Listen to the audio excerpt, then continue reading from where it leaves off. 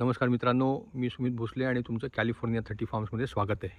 तर आमच्या भागात पाऊस बऱ्यापैकी संपला आहे आणि आज चांगलं ऊनसुद्धा पडलं आहे.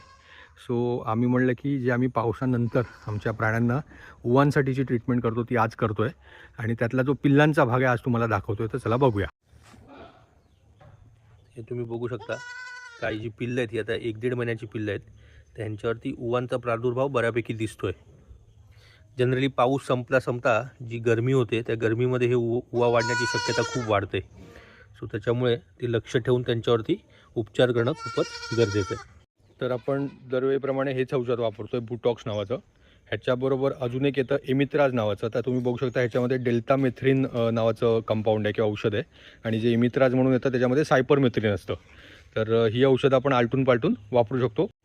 हे असं आपण औषधाचं पाणी बनवून घेतलेलं आहे. ती जी 15 ml ची बुटॉक्सची बाटली होती ते साधारणपणे 15 लिटर पाणी आहे. 1 लिटरला 1 ml, कारण मी हे पिल्लांसाठीच करतो आहे.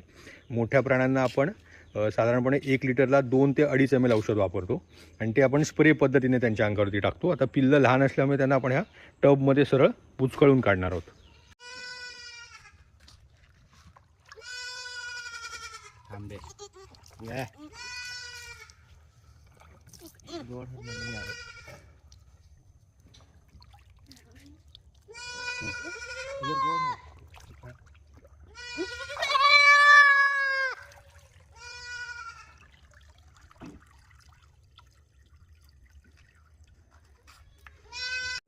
आणि सर्वात मेन म्हणजे औषधाच्या पाण्यातनं बुडवून काढल्यानंतर प्राण्यांना परत धुवायचं नाही आहे चांगल्या पाण्याने, तर मग त्या औषधाने धुण्याचा काही उपयोग होत नाही.